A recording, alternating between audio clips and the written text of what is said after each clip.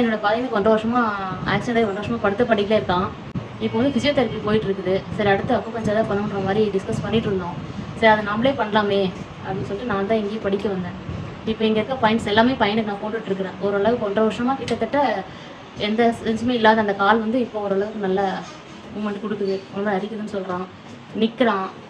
அது ரொம்ப சந்தோஷமா இருக்குங்க சார். எப்படி சொல்றதுன்னு எனக்கு தெரியல. பையனுக்கு என்ன ஆயிருந்தது சார்? லாரியில் ஆக்சிடென்ட் ஆயிடுச்சு. லாரி அடியில் விழுந்து ஆக்சிடென்ட் ஆகிட்டு ஒரு பக்கம் ஃபுல்லாகவே எதுவுமே இல்லாமல் இருந்தது, செயலிழந்துட்டு இருந்தது. இப்போது படித்த போது அவனுக்கு ட்ரை பண்ணேன். ஜஸ்ட்டு நான் யாருக்கும் பண்ணாமல் அவனுக்கு தான் எல்லா பாயிண்ட்ஸுமே ட்ரை பண்ணேன்.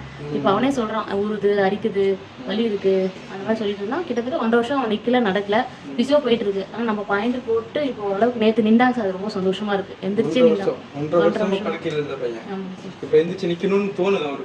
நிற்கிறாங்க சார். நிற்கிறான்.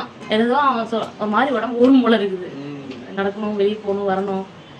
ஆனா எனக்கே தெரியாம நான் பண்ணிட்டு இருக்கேன் இதை. எல்லா பாயிண்ட்ஸும் சார் அத்தனை பாயிண்ட்டும் போட்டு அவனுக்கே ஒரு மாதிரி நல்ல இன்ட்ரெஸ்டா இருக்கு.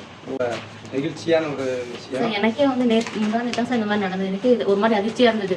பையன் இப்படி சொல்றான். நேற்று யாருக்கும் ஷேர் பண்ணல சார். பையனே சொன்னான், அம்மா நீ வந்து கால் கிட்ட பாயிண்ட் போட போட எனக்கு முட்டிக்கிட்ட வலிக்குது, அரிக்குது, ஒரு மாதிரி இருக்கு அப்படின்னா. கை எடுத்தோம்னா பாயிண்ட் எடுத்துட்டோம்னா எதுவும் சொல்ல மாட்டாங்க சார். பாயிண்ட் போட்டோம்னா அப்படியே ஊழுது அப்படின்னா. அப்போ அதாவது சென்ஸே சுத்தமா இல்லாம இருந்தது. தொட்டாலும் ஹில்னாலும் எந்த வலியுமே இல்லாம இருந்தது. இப்போ வந்து கொஞ்சம் பெயின் வருதுன்றான். எனக்கு நின்றுருக்கான். ரொம்ப சந்தோஷமா இருக்கு. கண்டினியூ பையனுக்காக நான் இதை செய்யணும்னு ஆசைப்படுறேன்.